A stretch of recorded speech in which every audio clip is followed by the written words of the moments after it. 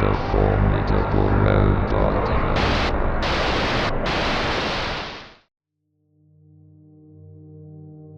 Mario is a Super Mario World ROM hack creepypasta by SMW Central user Adam. The patch can be downloaded here. It was made by SMW Central user, Mario, all caps and spaces, whose avatar was a Super Mario World Mario without a face. The account is disabled, but used to be active. 1 month of no activity makes you inactive on SMW Central. They would post mysterious and eerie things every now and then, up until they became inactive. You can find the original thread through smwcentral.net. The link in it is safe to download. So it all happened tonight of all nights. I was bored, obviously contemplating what I thought I could do to waste time as I chatted with the people in #SMWC. We had good times, and shared a few laughs together. Out of boredom, I decided to patrol the hacks waiting to be moderated section. Seems that we had quite a bit. 33 if I recall correctly. The first few hacks I saw when I sorted them by date were a couple of really horrible ones with bad screenshots to boot. I naturally showed these hacks to the Centralites currently on #SMWC. We were laughing at how bad some of them were, but then I got to a hack called, in all capital letters, Mario. Just that, nothing more, nothing less. The description seemed quite odd, as if some Japanese hacker was trying to translate the original plot of Super Mario World, and failing horribly. I showed this to Kieran, and he started laughing at it. It read as follows. As you play the role of Super Mario Plumber, verify that you are beautiful Princess Tozu Toru, cell with princess and figure. Again Bowser kidnapped the evil king. It is your job to save her. This hack includes 6 levels of very long. I simply dismissed this as someone trying to act Japanese and release a crappy hack with some edits. That's what I thought it was at first. Curiosity got the best of me. I decided to download the hack. I didn't know what I was in for, since the single screenshot of it was just the title screen with nothing but the letters Mario from Super Mario World's title screen. I thought it was a little odd how there were no dates or anything either, as hackers usually place their names and dates in the titles to mark when the project was started. So when I opened the hack, I was greeted by 2 files. One called 3,007,014, a simple text file that was 27 kilobytes in size, and the IPS file, simply named Mario. For some odd reason, I wanted to see what the author of the hack had to say, but when I opened the hack in Notepad, there was nothing but indistinguishable symbols and letters and punctuation, sort of like how when you open a ROM in a text editor like Notepad. Seems like the author just completely copied his ROM to text form, though I could be wrong. Taking a closer look, at the top of the text file mixed in with the gibberish, I found the only thing that looked like English there. Here is a piece of what I found. Find me, find me, find me, find me, find me, find me. To be honest, I didn't know what to make of this. I eventually decided it was simply to waste some of my time by making me find some text in the gibberish file. That I'm willing to bet no one will ever be able to make sense of. I decided that, because my interest was growing steadily, I would start looking through my horribly disorganized download folder for a copy of a clean ROM, which I had downloaded a great deal of time before the events of tonight unfolded, and an IPS patcher. Of course my choice for the job was Lunar IPS. So I then proceeded to move the ROM and the IPS patcher to the folder with the hack. I patched the ROM, not knowing what to expect next, and I quickly hurried to drag it to ZSNES and play what I thought was to be terrible in the form of a ROM image. I noticed on boot up that the author had taken the time to change the header of his hack. Instead of the usual Super Mario World you normally see when booting up a ROM in ZSNES, it just had the letters Mario there again. At this point, I gained a little hope, because normally people who do horrible half-assed edits to the ROM generally don't know enough to change a header title. I thought I wasn't wasting my time with this, and my mood brightened slightly at the thought of seeing what the author had to offer in his interesting little hack. The title screen loaded, exactly like it would with Super Mario World, except it had just Mario on the title like I had mentioned earlier. something else had grabbed my interest, more so than the unusual absence of layer 3 tiles on the title screen. Mario's normal bright colored and happy palette seemed, how can I put it, dull. What was once violet like red now seemed like gray with a slight red tint to it, and I'm fairly sure his pants were looking more gray than blue too. I thought this was strange, and I wondered why he had decided to give Mario such a dull palette. Regardless as to what his intentions were, I felt that something was wrong. Not in the sense that the palette was slightly bad, but that the hack was empty, like something had happened. Upon pressing start and selecting a new file, like a lot of other countless Mario hacks I have played in the past, there was some sort of intro screen that basically described the entirety of the plot in a short paragraph, just small enough to fit into a small black box. I began reading, and for the most part, the message stayed the same, but there was one key factor that made this interesting. Apparently the main antagonist of this hack wasn't Bowser at all. It was Mario. The message read as follows. Welcome, this is Dinosaur Land. In this strange land, we find that Princess Toadstool is missing again. Looks like Mario is at it again. What the? This wasn't the original message from Super Mario World, I thought to myself. Normally I wouldn't think anything of this, seeing as how, over my nearly 2 years at SMW Central, I have played countless hacks and have seen many different intro messages, but this one really stuck out. At this point, I definitely knew there was something odd about this hack.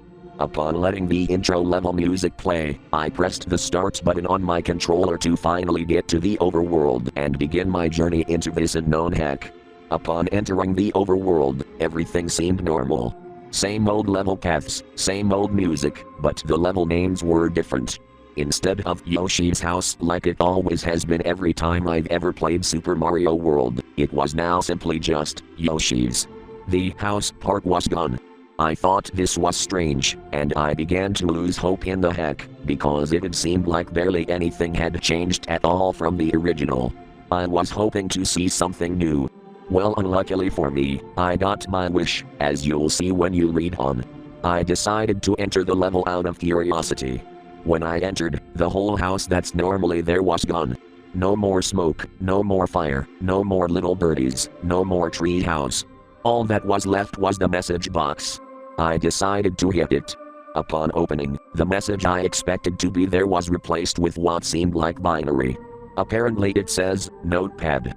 At this point, I was on IRC telling everyone about how the hack was starting to weird me out, which yielded some sarcastic responses, but hey, I expected it. Anyways, after this, my interest level in the hack skyrocketed, and along with it, my paranoia. Oh boy, was in for a fun surprise. So I decided to head left. Upon reaching what was before known as Yoshi's Island 1, the level was labeled, Never Come Back. Now I thought things were going to be all Kaizo Death Trap, because generally that is what people name their levels in Kaizo hacks to make sure the player doesn't go there. To my surprise, it wasn't quite that way, though I wish that it had been. Upon entering level 105, I was greeted by the insanely loud clown car sound that Bowser's flying vehicle makes right before Peach falls out. Of course, with my headphones being moderately high, the sound scared the living shit out of me, which wouldn't have happened if I hadn't been so nervous beforehand. I decided at this time it would be best if I turned the volume on my headphones down, as to not get any more unpleasant surprises such as that one. When I entered the level, other than the music, everything seemed to be the same, except for the fact that the little Koopa that slides on the ledges wasn't there anymore, nor was the Banzai Bill.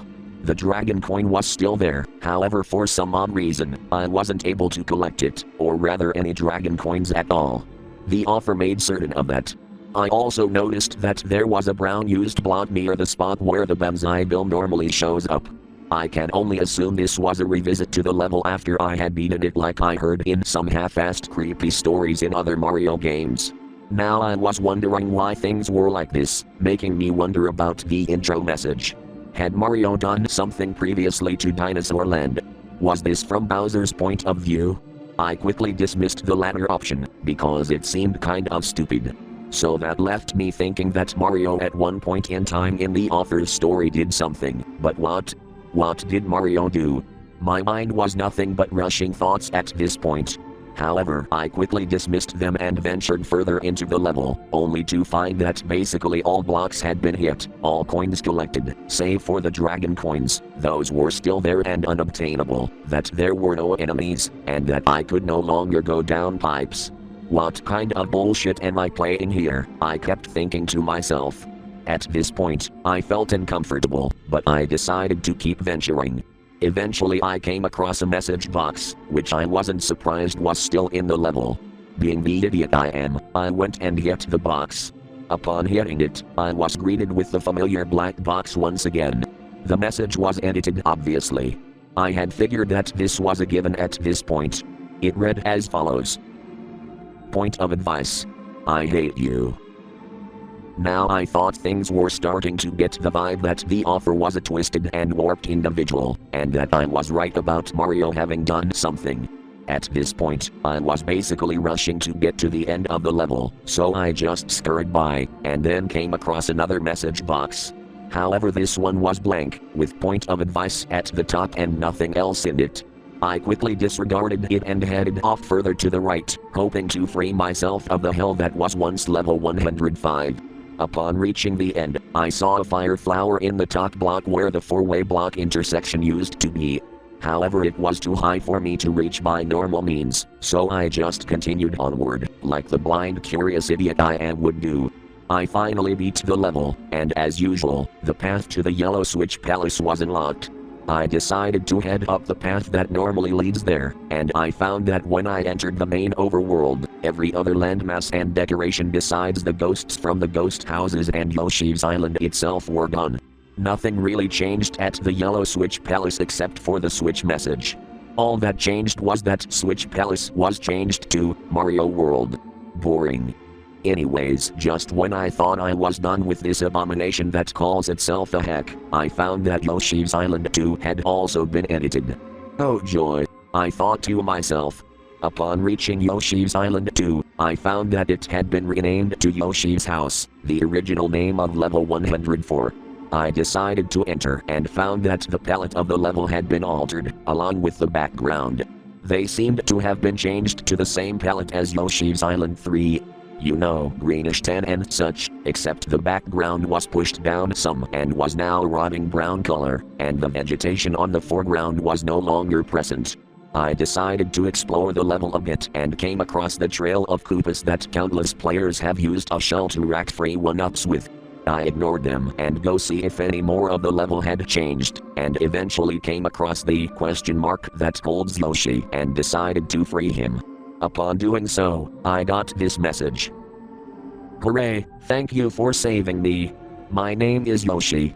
On my way to rescue my friends, Mario trapped me in that egg. This had me wondering what kind of sick and twisted hack I was playing. I had thoughts of all possible scenarios of Mario attacking Dinosaur Land horribly and causing irreversible damage. The offer had me hooked with his sick little game, and like any other idiot, I took the bait and kept coming back for more. Somewhere not far off from the Yoshi question mark block, I found a message box, in the same place I remember that it always had been. Though if I'd learned anything at all from playing this, it was that whatever was in that message box was not going to be even remotely normal in the slightest. This made me hesitant to hit it, but I ended up doing so anyways. I wanted to find out more. The message I was greeted with was as follows. But is there anything I can do to change your mind? What the fuck, I thought to myself. What the hell did this even mean? Change my mind? What would I change my mind about anyways? Was this about Mario and whatever he did, and about how people were trying to convince him to stop? Was Yoshi talking to me through message boxes? Or was it about me? About me playing the hack, asking me, as if the hack was trying to talk to me through message boxes. Either way, whether it was for more backstory on what Mario had done, or if it was questioning my decision to keep going, I decided to keep progressing, despite the obvious signs that I should have quit playing the hack a while ago. As I progressed further, I found that I was right. All vegetation was gone and nothing was left at all, save for a few enemies like chucks and moles and such. Even the pipes were gone. I came across another message box. Like all other times before, I decided to hit it. I was greeted with yet another cryptic message. Point of advice. This is the selfish way out. The selfish way out? What the hell? Was he calling me selfish for continuing to play the hack despite the warnings? Had Mario made some kind of selfish decision that had only benefited him? Was Yoshi still trying to talk to me? What the hell was this guy trying to tell me? At this point, I was creeped out to the point that I was shaking slightly, a mix of anticipation, fear, and the fact that my room was terribly cold last night. I closed the message box and once again proceeded further. The area with the moles seemed the same, except for the fact that the block next to the vine block was gone, along with the happy clouds and dragon coin the vine allowed access to. This made me feel gloomy to say the least, not so much frightened as I was depressed. It's a feeling I couldn't really explain well. From this point on, it was basically just a big empty stretch of land to the end of the level. I proceeded quickly. I wanted to get the fuck out of there, as I felt that I had spent enough time looking around. Sony and Yoshi, I still had him at the time, opened up the next path on the overworld. It too had changed. What was once Yoshi's Island 3 now read as Yoshi's Island 7. Memories of Super Bobido World flooded my mind, how the levels would take giant leaps in number order, which made it seem ridiculous. Though at this time, I didn't quite find it as humorous, due to common sense and obvious reasons explained earlier. I entered the level. As I entered, I was welcomed by a solid black background and a blue and gray colored floor. The place seemed frozen, lifeless and barren. There was nothing in the level at all, save for the goal point. Just a clear stretch of land with nothing else. I quickly lost interest and finished the level. It seemed like the most empty and creepy level in the game, though as you'll read on, it gets far worse. With the level beaten, a new path opened up. Yoshi's Island 4 was now just, leave now. I hesitated as to whether I would stop playing, but my interest kept me going further. At this point, #SMWC was nothing but me posting findings and messages from the hack, so that others could experience what I was experiencing. The channel sadly was unusually inactive. It seemed like no one really cared, or wasn't around. I felt alone. I proceeded into the level. For the most part, everything seemed the same, save for the fact that there was now no water at all to keep me from falling in pits without using Yoshi as a sacrifice. The level was also void of all enemies as well. Whenever I got to an area that seemed too far for me to jump, I found that I could just walk right across on the air, thus getting rid of the need to use Yoshi as a sacrifice. It's apparent that the hack wanted me to keep him, I could tell that much. I was able to get to the pipe that usually leads to the exit level. I went in and found that the room was exactly the same. Everything in the right place and nothing edited. Or so I thought. The message box once again broke the mood of that brief moment of relief I had experienced upon entering the pipe. You get if you cut the at the end. If you collect you can. At this point, I was questioning whether I should keep going to see how it ended or quit now while I still had a bit of common sense left. The message box was sort of indistinguishable, and I couldn't really make sense of it. For a moment, I tried to figure out what it meant, but eventually I just gave up and beat the level. I figured that box wasn't worth the time anyways. With the level beaten, the path to the first world castle opened, now renamed from number 1 Iggy's Castle to number 1 Go Back. I sure did feel welcome here. I decided to completely ignore the level name, as I just wanted to get this over with and to be done with it forever. What seemed like a normal castle intro was made especially creepy given the fact that I had to dismount Yoshi. I felt for the first time that I was actually abandoning him, and I wished I had taken him with me. The inside room of the castle looked strange.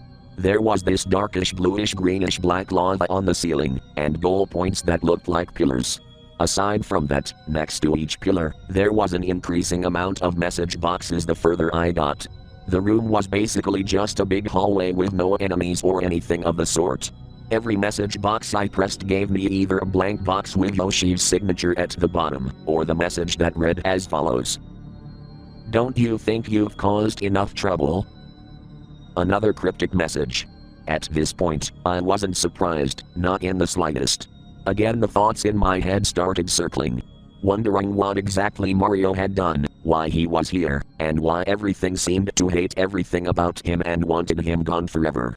I was feeling more depressed than scared at this point, to be honest, and I had no idea what to expect next. I proceeded down the long hallway, checking message boxes filled with nothing but the same 2 messages over and over. It's like they were telling me to stop playing or something. Obviously I ignored them and kept going. I eventually reached the end of the hallway. There was a door, which I entered. I was welcomed by nothing but a small section of land. The level was also auto-scrolling, so I figured that this must be the end, that the offer wanted me to jump in the pit and commit suicide or something, thus ending my journey. I was wrong. The auto-scroll pushed me over the ledge, and I was still walking unfortunately. The whole level was nothing but a long stretch of invisible land to another small piece of land just big enough for a boss door to fit.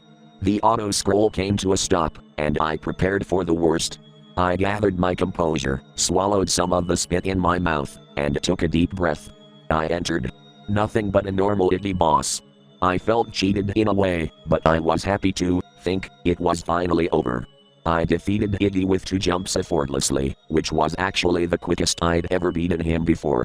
After he fell in the lava, the course clear message popped up as usual. It ended, and I was brought to the rescue egg scene, though instead of the usual message, I was shown something disturbing and vastly different, like a profile for the scene of a crime. It was as follows. Victim number 1. Eyeballs were unable to be found. The victim was found lying on her carpet. Cause of death unknown. Hand marks with unidentifiable fingerprints were found all over the corpse. What the fuck is wrong with this guy? I said as I read the disturbing message. I mean, it was a hack, but still. Who the hell was this victim? Why were her eyeballs gouged out, and just what could have made those unidentifiable fingerprints that were found on her body? Was this Mario's doing? Is this what the offer was trying to tell me? And furthermore, was the girl Princess Toadstool?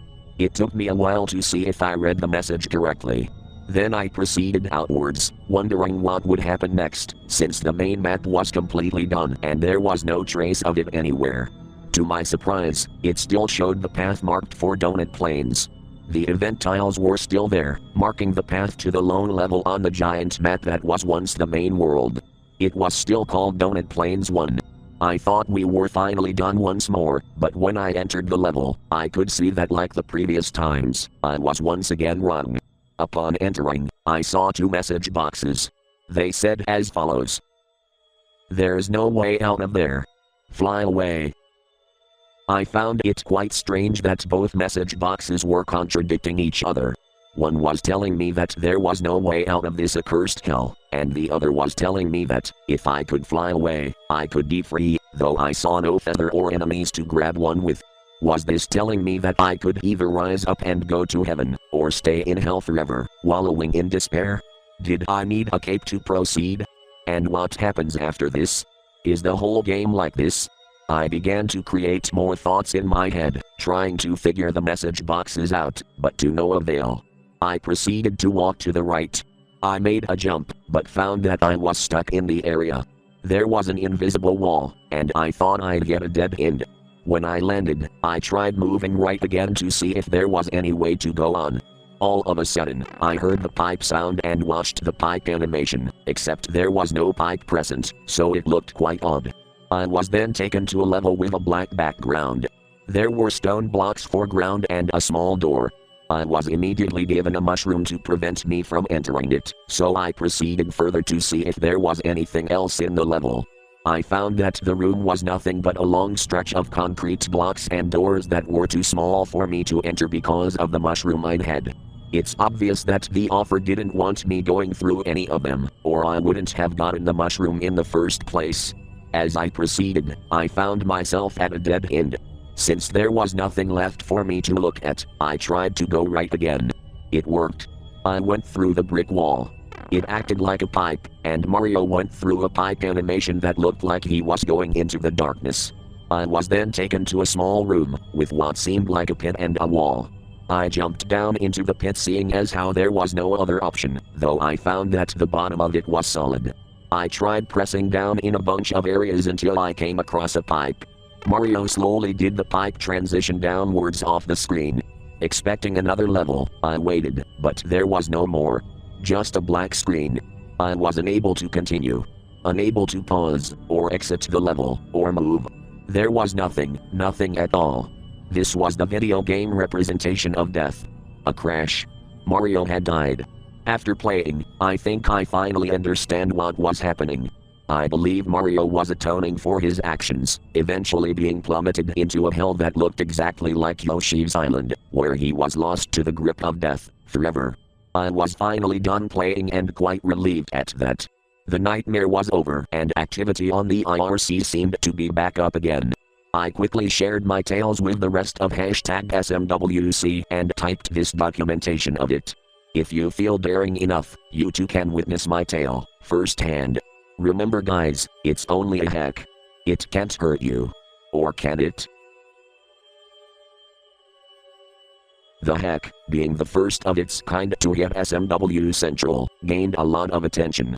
Even the site's founder and administrator, Kieran, currently Kieran Meaner, immediately recognized the text file that Adam mistook for the SMC ROM image, converted into text as a JPEG file, due to its header. He tried manually converting it back into JPEG, but the result was barely viewable. The only recognizable part was the very top. He then continued searched Google for images with his attempt's resolution, 327 by 277, and the second result struck him as relevant. You can find Kieran's post through smwcentral.net. His original attempt only displays a broken image now. This hack's novelty on SMW Central wore off however, and it was removed from the hack database after having been accepted for being the first of its kind, a creepypasta hack.